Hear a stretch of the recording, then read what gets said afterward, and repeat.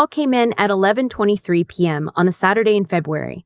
I remember the exact time because I just looked at my phone to see if my fiancé had texted. He hadn't. He was across town at his family's annual gala, the one I'd been told, very politely, very firmly, that I wasn't welcome at. Been told, very politely, very firmly, that I wasn't welcome at. I set my phone face down on the paramedic station counter and went back to my coffee. It had gone cold an hour ago. I drank it anyway. 3 weeks earlier, my future mother-in-law had sat across from me at her dining room table in Westmount, not the Montreal Westmount, the one here in Calgary. The neighborhood where every house has a 3-car garage and a Ring doorbell and a cleaner who comes twice a week. And she'd looked at me the way you look at something you've stepped in. I just think, she said, setting down her teacup with a small, precise click, that the Foundation Gala is a particular kind of event. I nodded. I knew what was coming. I'd felt it the moment I walked in, and she cocked my jacket, Columbia, not Canada Goose, and the way she'd paused the half-second too long before kissing my cheek. The donors we'll be hosting are very established, very prominent in the city. She folded her hands. It's the kind of room where what you do matters, what you represent. I understand, I said. You're a paramedic. She said it the way someone says it when what they mean is something else entirely. That's wonderful, of course, but these are people who sit on hospital boards, who fund entire wings. I don't want anyone to feel awkward. I looked at her. She looked back at me. Behind her, through the floor-to-ceiling windows, the skyline was doing its winter thing. Steel and cold light, and a sky the color of old concrete. You mean you don't want me there, I said. She didn't flinch. I think it's better this way, for everyone. I drove home in silence. My fiancé, I'll call him my fiancé because that's still what he was, technically, for about 3 more weeks, called me on the way. She told me, he said. Okay. She doesn't mean anything by it. The gala is complicated. There are politics involved. Donor relationships. She told me I make people feel awkward, I said, because I'm a paramedic. A pause. She doesn't see it that way. How does she see it? Another pause. Longer this time? Can you give me this one? It's one night. I stared at the road. The light ahead turned red. I stopped. Sure, I said. I'll give you this one. I didn't cry until I got home.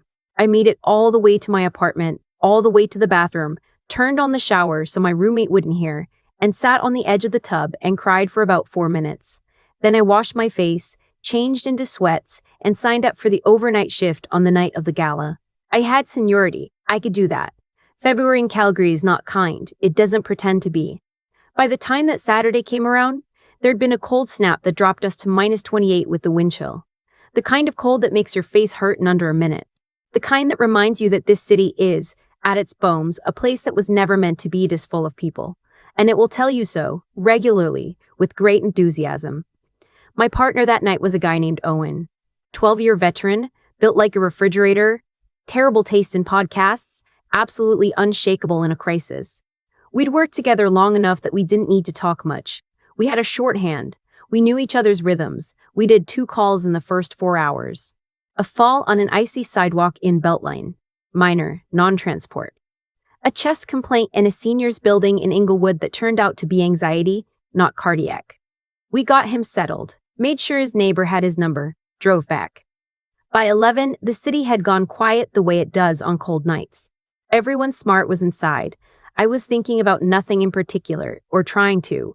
My brain kept circling back to the gala. I kept imagining the room, the donors with their wine glasses, my future mother-in-law in whatever designer gown she'd chosen, my fiancé in his suit, making small talk, not thinking about me, or maybe thinking about me a little.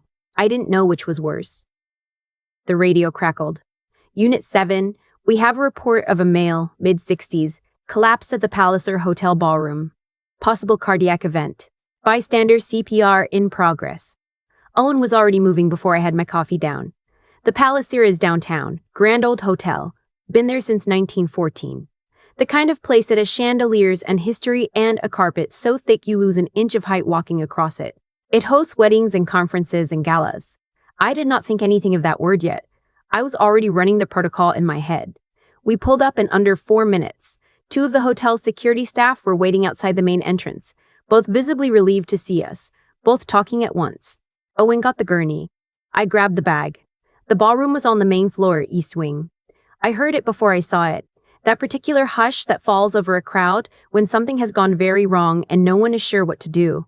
200 people in formal wear, standing in a loose ring, some on their phones, some with hands pressed to mouths. In the center of the ring, a man in his 60s was on the floor. A woman in a red dress was doing chest compressions, steady and correct, counting under her breath. She'd moved his tie, she'd loosened his collar. She knew what she was doing. I went straight to the floor beside her. What do we have? Collapsed about 3 minutes ago. No warning, just dropped. She didn't stop compressions. Her voice was even. No pulse when I found him. I started immediately. No AED on this floor yet, someone went for it. Good work, I've got it from here. She sat back. I took over. Owen was already setting up behind me. Monitor leads, the bag valve mask, calling in the update. I didn't look up. When you're working a cardiac arrest, the room disappears. There's no crowd, no chandelier, no carpet. There's the patient and the protocol and the clock in your head counting seconds. V-fib on the monitor. That was workable. That was something we could do something about. Charging, Owen said. Clear. The shock went in. We waited the 2 seconds that feel like 2 years. Sinus rhythm. Faint. But there. I heard someone in the crowd exhale. One long breath, like the room itself had been holding it. We stabilized him, got the IV line in, moved him to the gurney. The whole time I was aware of the crowd without really seeing it. Movement at the edges, people stepping back to let us through. A woman somewhere to my left making a sound that wasn't quite crying. We were rolling him out when I heard a voice behind me say my name. Not my name, the way a stranger says it. My name the way someone says it when they can't believe what they're seeing. I turned. My future mother-in-law was standing 3 feet away. Her gown was pale gold. Her face was the color of the February sky outside, that cold, flat white. She was staring at me like I was something that had appeared out of thin air, which, from her perspective, I suppose I had.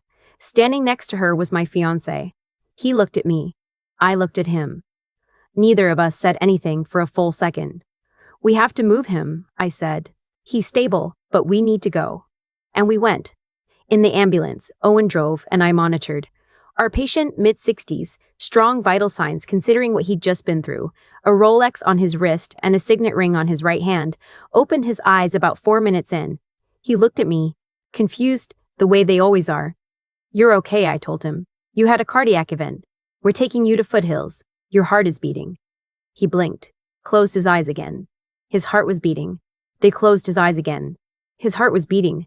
That was the thing that mattered. I wrote my notes. Owen made the call ahead to the ER. The city moved past the windows, all orange streetlight and empty roads. I didn't think about the ballroom. I didn't think about the gold gown. I kept my eyes on the monitor and did my job. At the hospital, I handed him off to the trauma team, gave my report, signed my paperwork. Owen went to find coffee. I stood in the ambulance bay for a minute in the cold, just breathing. -26. Clear sky. The stars over Calgary are something when the air is dry like that.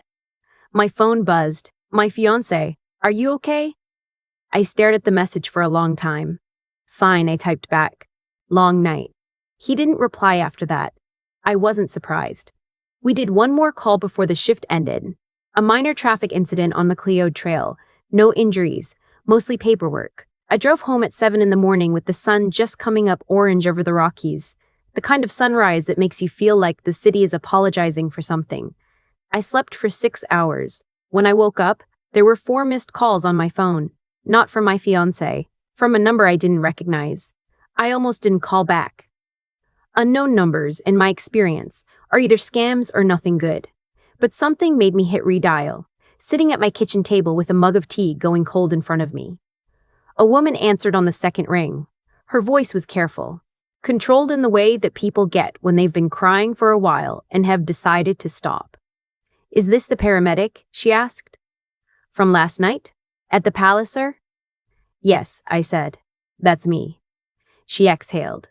My name is Fiona. The man you helped last night. That was my father. I closed my eyes for a second. How is he doing? They're saying he's going to be okay. The cardiologist said another 2 or 3 minutes and it would have been different. A pause. I wanted to call. I got your name from the hospital. I hope that's all right. Of course. I just needed to say thank you, properly. Not just a form or an email. I wanted a person to hear it. I sat with that for a moment. Outside my window, a chickadee was doing something optimistic on the fire escape. Thank you, I said. I'm really glad he's okay. He's asking about you, she said. He remembers your voice. He said it was calm. He said he could hear you talking to him even when he couldn't respond, and it helped. I didn't have anything to say to that. I just nodded, even though she couldn't see me. There's something else, Fiona said. Her voice shifted slightly. Something careful in it. My father, he's on the board of the Alberta Children's Foundation. The gala last night was his event. He runs it every year. A pause. I don't know if that means anything to you. The kitchen went very quiet. I thought about a dining room in a house in Westmount. A teacup set down with the precise little click. The word paramedic in a voice that meant something else. It does, I said. It means something to me. I thought it might. Fiona's voice was steady. My father's assistant told me there was a situation with the guest list before the event. Another pause. I'm sorry. On behalf of, I'm just sorry. On behalf of, I'm just sorry. I looked at the chickadee. It had found something.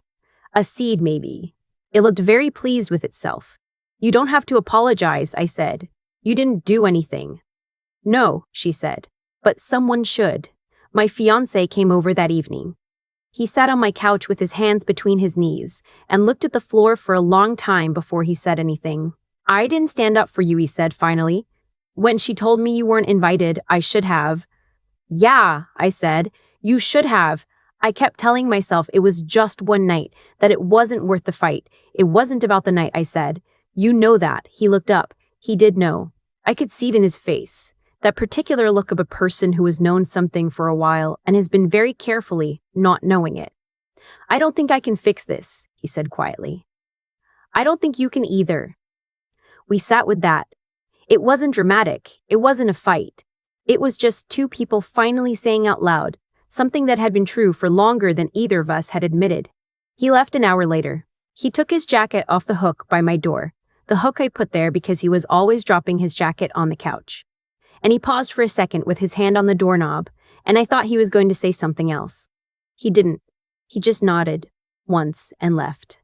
I stood in the hallway for a minute after the door closed. Then I went and made pasta because I hadn't eaten since morning and you still have to eat. A week later, I got a letter. Actual paper in an envelope, which almost never happens anymore. The return address was a foundation office downtown. Inside was a handwritten note from Fiona's father. His handwriting was shaky. He was still recovering, but it was legible. He wrote that his daughter had told him everything, that he had a great deal to think about, that he owed me more than a letter, but wasn't sure he was well enough yet to say it in person. At the bottom, he'd added a postscript. Just one line. There is no such thing as just a paramedic. I read it twice. Then I put it on my fridge with a magnet shaped like a moose, the kind you buy at a gas station in Banff, and I left it there. I heard later, through someone who knew someone, that my former future mother-in-law had a very uncomfortable phone call with the foundation board the week after the gala. Apparently Fiona's father had some things to say about the guest list decisions that were made that evening. I don't know exactly what was said. I don't need to know. I know what I know. I know what it cost me to sit across that dining room table and stay quiet, to drive home and cry in the bathroom and sign up for the overnight shift, because I didn't know what else to do with what I was feeling. I know what it felt like to be on that ballroom floor with 200 people watching and not see any of them. To have exactly one job and do it. To hear a monitor beep and feel something settle in my chest. Not pride exactly. Something quieter than that. The knowledge that this is what I'm here for. I know what it means to get a phone call from a woman who says my father remembers your voice. I also know, and this is the part I keep coming back to, that the woman who told me I'd make donors feel awkward was standing 12 feet away when I saved one of their lives, and the only reason I was there is because she'd made sure I wasn't at the table. Funny how that works. Owen asked me about it eventually. We were on a day shift in March, parked outside a Tim Hortons on 17th, and he said, out of nowhere, that gala call in February. You knew people there. Yeah, I said. He nodded. He didn't push. We drank our coffees. A pair of magpies were fighting over something in the parking lot, with the kind of commitment that made me feel like they had a lot to teach the rest of us. Good call, he said finally. Good call, I agreed. He meant the patient. But I was thinking about all of it. The dining room, the shift I'd signed up for, the bathroom floor of the Palliser ballroom, the cold air in the ambulance bay, the chickadee on the fire escape, the letter on my fridge. I was thinking about what you keep after something like that. What you let go. I kept my job. I kept Owen and our coffee runs and our shorthand. I kept the magnet shaped like a moose and the letter underneath it. What I let go of was smaller than I expected. The ring. The hook by the door. The idea of a dining room table in Westmount where I would always be a guest and never quite belong. I let go of the word just. Just a paramedic. Just a girl from a different neighborhood. Just a girl from a different neighborhood. Just someone who wouldn't fit in the room. There's no such thing as just. The man whose heart I restarted on a February night went home to his family. His daughter calls sometimes, not often, just occasionally, to check in, the way people do when something has made them feel like strangers are worth knowing. Last month, she told me her father had started volunteering with a local first aid training program, teaching CPR to community members, free of charge. I thought about the woman in the red dress who'd been doing compressions when I got there. Steady and correct, counting under her breath. She hadn't waited for someone else to step in. She'd just stepped in. That's the thing about this work that nobody tells you. You don't always know the end of the story. You hand someone off, you write your notes, you go on to the next call. Most of the time, you never know if what you did was enough. This time I knew. And on a night when I wasn't supposed to be in that room, that turned out to be everything. I keep thinking about the moment Owen said, "Good call," in that Tim Hortons parking lot in March. 2 words. He meant the patient, the vitals, the shock, the rhythm coming back on the monitor. But I keep turning them over like a coin, because they fit everything else too. There's a version of that night where I stayed home, where I swallowed what my future mother-in-law said about donors and awkwardness and fitting in, and I sat on my couch and watched something on my laptop and tried not to think too hard. A lot of people would have done that. I almost did, but something in me couldn't stay still with the feeling of being told I didn't belong in a room. So I signed up for the shift. Not out of spite. I want to be honest about that. Out of the only thing I knew how to do with that kind of hurt, which was to go somewhere I was needed and do my job. That's not wisdom. That's just stubbornness dressed up in work boots. But I've come to think stubbornness of the right kind is worth something. The kind that doesn't collapse when someone decides your value for you. The kind that keeps counting compressions when the room has gone quiet and 200 people in formal wear are standing in a circle not knowing what to do. You don't think about any of that in the moment. Your hands are just doing what they know. But afterward, driving home in the orange February light, you understand something about yourself that you maybe couldn't have articulated before. I think about Fiona's father writing that note with his shaky post-hospital handwriting. He didn't have to do that. He could have sent a form through the hospital. He could have done nothing. Most people do nothing. But he sat down and put pen to paper and wrote there's no such thing as just a paramedic, and I think that took something from him. A kind of honesty that cost people like him more than it cost people like me, because they have more to lose by admitting they got something wrong.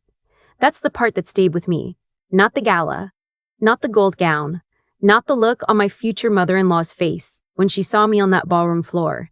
It was the postscript. The willingness to say, I misjudged what matters. I didn't walk away from my engagement feeling like I won anything. I walked away feeling lighter than I expected, which is a different thing entirely. The relationship had been telling me something for a long time, and I'd been choosing not to hear it. That night just made it louder. Sometimes you need something to get loud before you're ready to listen.